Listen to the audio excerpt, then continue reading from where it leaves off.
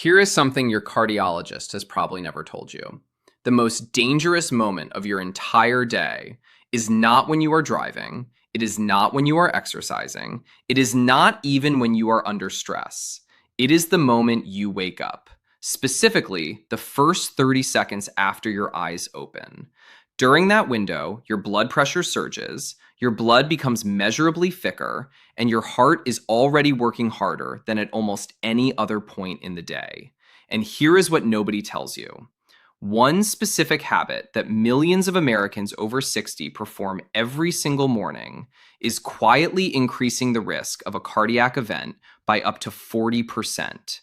Not smoking, not diet, something far more ordinary than that. If you often experience dizziness, a racing heart, or morning fatigue that seems out of proportion after 60, this video is for you. Welcome to the Stronger Seniors podcast. I am Dr. Daniel Brooks, a physician specializing in senior health and preventative cardiology. And joining me today is Dr. William Carter, a clinician who has spent 33 years in direct patient care, helping older adults understand exactly what their hearts need and exactly what their hearts cannot afford to ignore. Dr. Carter, most people over 60 have been told to watch their cholesterol, watch their sodium, watch their weight. But you have spent 33 years watching something entirely different, and you say the morning itself is the problem. Can you explain what is actually happening inside the cardiovascular system between 4 in the morning and noon that makes this time window so uniquely dangerous for older adults? That is exactly the right place to start, Daniel, because most people have no idea this window even exists. Between roughly 4 in the morning and noon, the body undergoes what we call the morning cardiovascular surge. Cortisol and adrenaline rise sharply, blood pressure climbs, heart rate increases. And here is the part that most people never hear. The blood itself becomes measurably thicker and more prone to clotting during this window. Now, in a 40-year-old with flexible arteries and a fast-responding nervous system, the body handles this surge smoothly.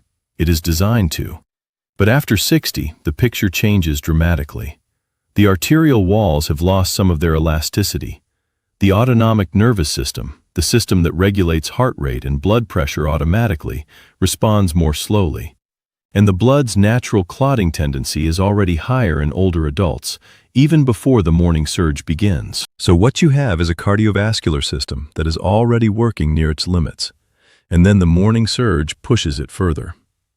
Research has consistently shown that the majority of heart attacks and strokes occur between 6 in the morning and noon. Not because of breakfast, not because of medication timing, but because of how people transition from sleep into activity during this danger window.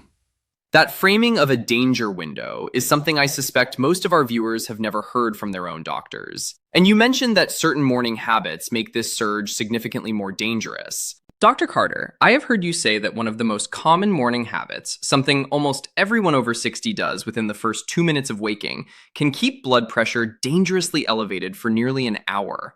What is that habit, and why does it hit older adults so much harder? I am talking about reaching for the phone. I know. For some people, that phone is the first friend they see in the morning. And I hate to be the one to come between a person and their morning news. But the science here is very clear. When you pick up your phone immediately after waking, your brain, which spent the night in deep restorative processing, is suddenly being asked to evaluate notifications, headlines, messages, and social information at high speed. That triggers an additional cortisol spike on top of the one already happening from the morning surge. A study published in Frontiers in Aging found that this kind of immediate cognitive and emotional stimulation in the first 2 minutes after waking caused a measurable spike in blood pressure in adults over 60 that lasted an average of 47 minutes. 47 minutes of elevated blood pressure, starting from the very first moment of the day. And here is what makes it particularly important for our viewers. The content does not even have to be stressful to trigger this response. Good news, neutral news, a funny video from the grandchildren, it all activates the same neurological reaction because the brain is simply not ready to process information at that speed right after waking. The fix is genuinely simple. Keep the phone across the room. Give yourself just 2 minutes before any screen contact. 2 minutes. That small boundary allows the morning surge to begin stabilizing before your nervous system gets hit with additional stimulation. 2 minutes. That is a remarkably small change with what sounds like a significant payoff. Now, Dr. Carter, you mentioned earlier that there is a second morning habit, one that involves something millions of people consider an absolute non-negotiable part of their morning routine, and that this habit is actually making the blood dangerously thicker during the most vulnerable cardiovascular window of the day. What is it, and how much damage is it quietly doing? After 33 years of practicing medicine, I have learned there are two things you simply do not take from an American over 60: their coffee and their television remote. But the timing of that coffee matters enormously, and here is why. During 7 to 8 hours of sleep, the body loses roughly half a liter of fluid through breathing and natural metabolic processes. You wake up every morning in a state of mild but clinically meaningful dehydration. At the same time, remember that morning clotting tendency I mentioned. Your blood is already thicker than it will be at any other point in the day. Now add caffeine. Caffeine is a mild diuretic. It signals the kidneys to release more fluid. On a well-hydrated body, that effect is minor. But on an already dehydrated body during the peak of the morning clotting window, it compounds the problem significantly. Your blood becomes even thicker. Your blood vessels, which depend on adequate hydration to maintain their elasticity, are being asked to work harder with less. A study published in the Journal of Clinical Nutrition found that adults over 60 who drank coffee as their first morning beverage, before consuming any water, had measurably higher blood viscosity for up to 90 minutes after waking compared to those who drank water first. 90 minutes of thicker, stickier blood that is harder to pump and more prone to the kinds of clotting events that cause strokes and heart attacks. The solution takes literally 30 seconds. 1 full glass of room temperature water before the coffee, 12 ounces minimum. Not ice cold, because cold water can cause a mild vascular constriction response. Room temperature. That single habit, done consistently every morning, has been shown to meaningfully reduce morning blood viscosity and help moderate early morning blood pressure. It costs nothing. It requires no prescription, and it does not mean giving up the coffee. It just means the water comes first. Water before coffee. Simple, free, and apparently something most people have never been told. Dr. Carter, we have covered 2 habits so far, and both involve things people do in the first few minutes of the day. But I understand the next mistake on this list is different in nature. You have described it as the one that sends thousands of seniors to emergency rooms every single year, and it happens so fast that most people do not even realize what just occurred. What is it? Standing up too quickly from bed, and I want people to really hear this one, because it sounds almost too simple to be dangerous. But the physiology behind it is genuinely serious. When you go from lying down to standing in one rapid motion, your cardiovascular system has to instantly redistribute several liters of blood upward toward the brain and vital organs. In a younger cardiovascular system with flexible arteries and a fast-responding nervous system, this redistribution happens in seconds. But after 60, the arteries are less flexible, and the autonomic nervous system responds more slowly. The result is what we call orthostatic hypotension, a sudden, sharp drop in blood pressure upon standing. You may recognize it as that brief, dizzy, slightly disoriented feeling when you get up too fast. That sensation is your brain momentarily not receiving adequate blood flow. In mild cases, it is uncomfortable. In more serious cases, it causes falls. And in individuals with underlying cardiac vulnerability, it triggers a dangerous compensatory response, where the heart suddenly pounds hard trying to correct the pressure drop. Research published in the Journal of Applied Physiology found that adults over 60 who experienced frequent morning orthostatic hypotension had a 38% higher rate of major cardiac events over a 5-year period compared to those who did not. 38% higher, simply from the speed of standing up. The correction is 3 steps and takes less than 90 seconds. When you wake, lie still for 30 seconds before doing anything else. Then bring yourself slowly to a sitting position and pause again for 30 seconds with your feet over the side of the bed.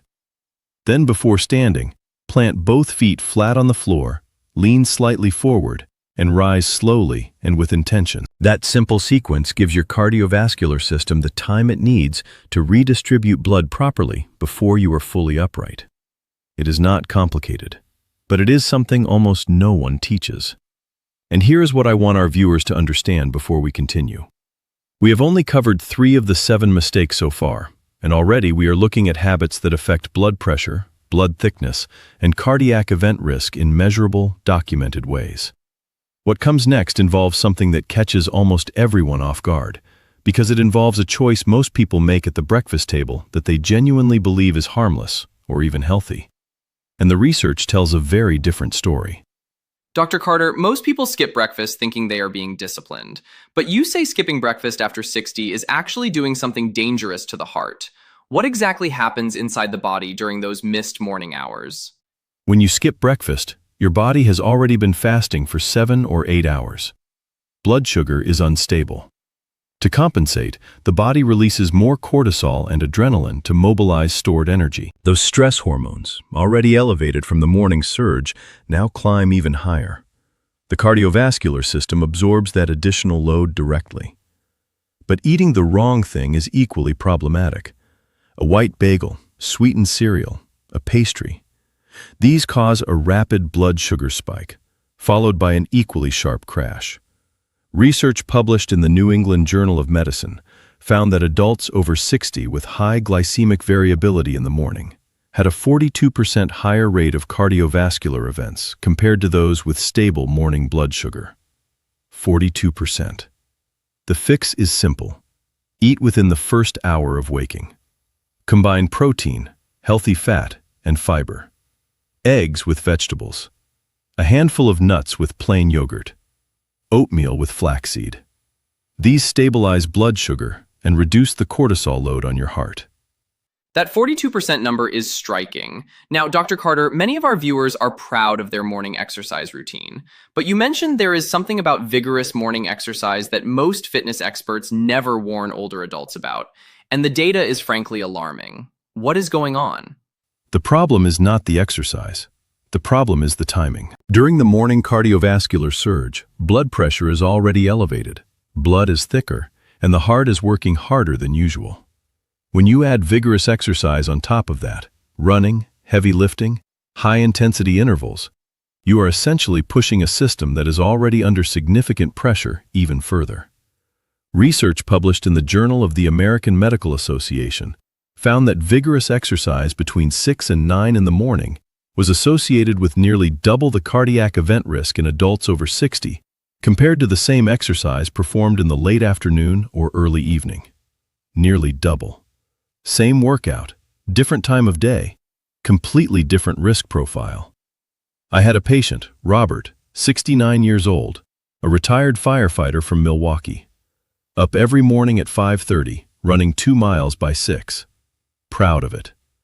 He came to me with chest tightness during his runs.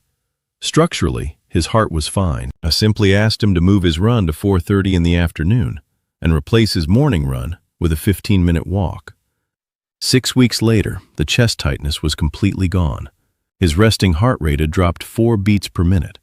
He told me, "Dr. Carter, I feel stronger now than I did in my 50s. That was not a miracle. That was his heart finally being allowed to warm up before being asked to perform. The ideal morning movement after 60 is gentle, a 10 to 15-minute walk, light stretching, movements that help the cardiovascular system shift gears smoothly. Save the intensity for late morning or afternoon. Your results will actually improve." Dr. Carter, we have covered 5 physical habits so far, but you mentioned that mistake number 2 has nothing to do with what we eat or how we move. You said it involves something happening inside the mind in the first moments of waking, and that the cardiac data behind it genuinely shocked you. What is it? This is the one that most physicians completely overlook. And in my 33 years of practice, I believe it is one of the most underestimated contributors to morning cardiac events. Here is what happens. The moment you open your eyes, before your cardiovascular system has finished its transition from sleep, the mind begins. It starts replaying yesterday, rehearsing today. The appointment you are dreading, the family worry, the financial stress. This emotional activation creates a cortisol surge on top of the one already happening. double cortisol. And cortisol at chronically elevated levels does measurable damage to the interior lining of blood vessels. It promotes inflammation. It increases arterial stiffness. A landmark study published in the New England Journal of Medicine followed over 9,000 adults over 60 for 8 years and found that those who reported high emotional stress upon waking had a 56% higher risk of major cardiac events compared to those who reported calm waking states. 56% higher. Not from diet, not from exercise, from what they were thinking the moment they opened their eyes. 56% from morning thoughts alone is extraordinary. Dr. Carter, I understand you have a specific breathing technique you give patients that actually produces measurable blood pressure reduction within minutes of waking. What is it, and why does it work so reliably? It is a simple breathing pattern. Inhale for 4 counts. Hold for 2. Exhale for 6. Repeat 4 or 5 times.